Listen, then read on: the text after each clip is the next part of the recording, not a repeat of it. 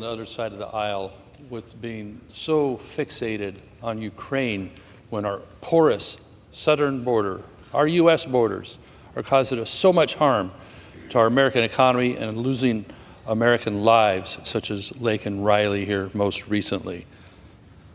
We've been fairly generous to Ukraine since their problems have started with Russia.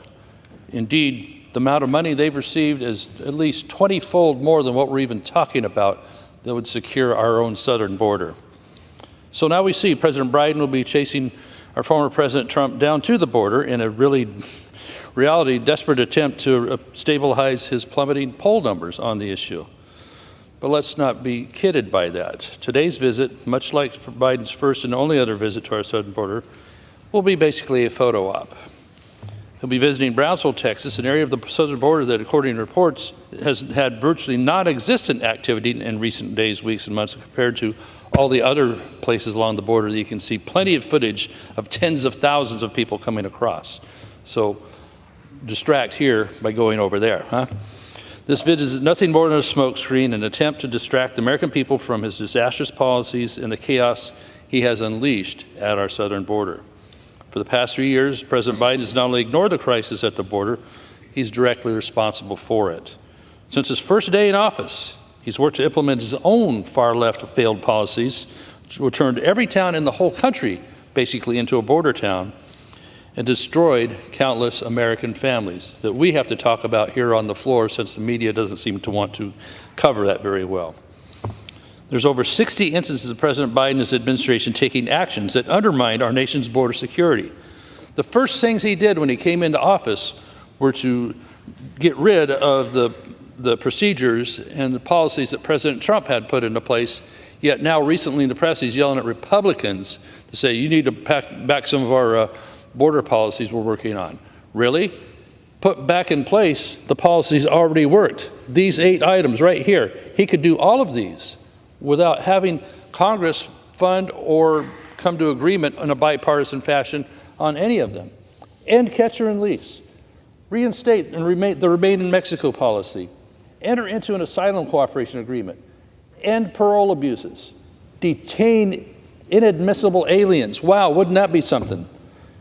Use expedited removal process. Rein in taxpayer-funded benefits for all illegal aliens. Wouldn't that be a relief for families who are struggling? Issue a proclamation to suspend or restrict entry in the United States. Those are actions he could take on his own without having to battle it through both sides of the aisle on both House and Senate. We would be happy to do that as Republicans. Republicans have been standing for these types of policies all along. It all changed under the Biden administration. That's why we suffered these last 3 years with these mass amounts of people coming across our border illegally and invading our country. We know border security is national security. That's why the bill we passed, H.R. 2, earlier on, is the right policy, yet it's sitting there languishing under Senator Schumer and the Senate Democrats who won't bring it up for a vote or discussion. Instead, they give us a watered-down immigration bill that would allow 1.8 million illegal immigrants a year into our country with immediate work permits, benefits, and ability to stay even longer, thereby codifying illegal immigration. Yeah, we're going to automatically concede 1.8 million can come in illegally without process, and we're going to give you stuff. Calling that a border security package and then reaming Republicans for not being for that, it's not even a funny joke. Let's look at the numbers. Since Biden took office, there's been 7.2 million illegal crossings of our southern border, 8.7 of all entries. The total number of illegal immigrants who have entered through our southern border is greater than the population of 36 of our individual states. Let's not forget about the terrorists.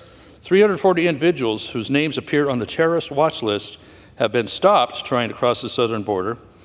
And so far in 2024, there have been 58 individuals whose names appear on the list who have been stopped trying to enter the border. How many haven't been stopped? The total is more than the counters in all fiscal years 2017, 18, 19, 20, 21, and 22 combined. That's how bad it has gotten to this point. It's not just terrorists crossing our border, it's also Chinese Communist Party nationals. 20,000 nationals Chinese nationals have illegally crossed the southern border since fiscal year 24 began in October. So just last week, 22-year-old Georgia nursing student Laken Riley's life was taken. How many more examples like that have to happen because of Biden's wide-open policy the gentleman's and time today's photo op? expired. We must do better. I yield back. Thank you. The gentleman yields back. The chair recognizes the gentleman from Massachusetts, Mr. Lynch, for 5 minutes. Good morning, Mr. Speaker.